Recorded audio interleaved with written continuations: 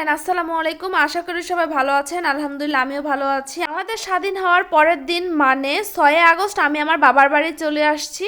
স্বাধীন হওয়ার 3 দিন পর আজকে আমি বাসা থেকে বের হলাম। বাসায় থেকে থেকে বোর হচ্ছিলাম, তাই হাজব্যান্ডকে বললাম যে চলো আমরা একটু গিয়ে ঘুরে আসি, দেখি কি অবস্থা দেশের।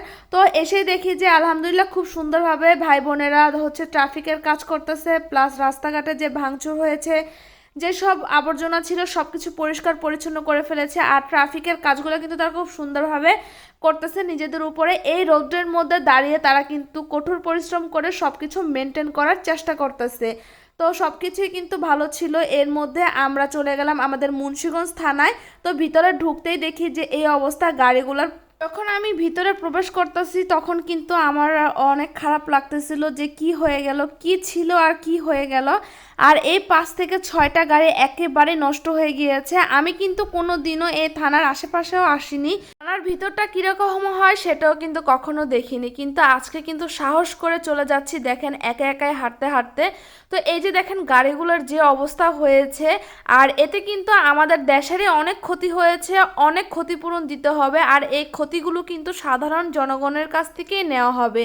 আর বিশেষ করে এই ক্ষতির থেকে সবচেয়ে বড় ক্ষতি হয়েছে যে যেভাবে লুটপাট করে নিয়েছে, এটা কিন্তু কখনোই মানা যায় নাই।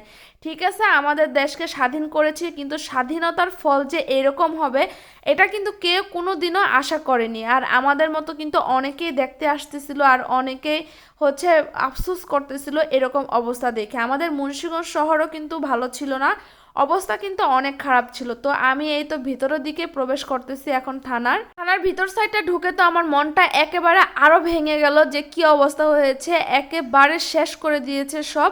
তো যাই হোক, মানুষ এই শেষ করাতে আরো বেশি খুশি হয়ে গেছে, কারণ তারা লুটপাট করতে পারবে। আর থানা থেকে অনেক কিছু হচ্ছে নিয়ে যাওয়া হয়েছে। আর এদিকে যে সুন্দরভাবে এগুলো সাজানো ছিল সব নষ্ট হয়ে গিয়েছে আর সব নিয়ে চলে গেছে। আর এই দিকের অবস্থাটা দেখে আমার তো মানে কান্নায় চলে আসতেছিল যে কি ছিল আমাদের দেশ আর কি হয়ে গিয়েছে। এখন দেখেন এসআই এর অফিস কক্ষ, সেটাও কিন্তু একেবারে শেষ। আর একটা বড় কথা যে আমাদের এখন কোনো সমস্যা হলে যে আমরা থানায় গিয়ে কমপ্লেন করব, বা যে কেউ হোক না কেন গিয়ে একটা থানায় কমপ্লেন, সেটাও কিন্তু আর এখন সম্ভব না। আর এগুলো আমি দেখতে পারতেছিলাম না, আমার কাছে অনেক খারাপ লাগতেছিল। তাই আমার হাজব্যান্ডকে বললাম চলো আমরা বেরিয়ে যাই, আমার ভালো লাগতেছে না আর দেখতে।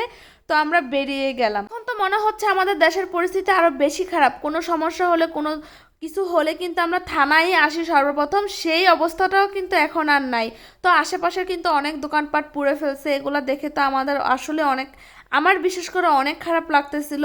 তো যাই হোক, এদিকে অনেক ঔষধের দোকান ছিল, সেগুলোও পুড়ে ফেলছে। তো আজকের ভিডিওটি এ পর্যন্ত, সবাই ভালো থাকবেন।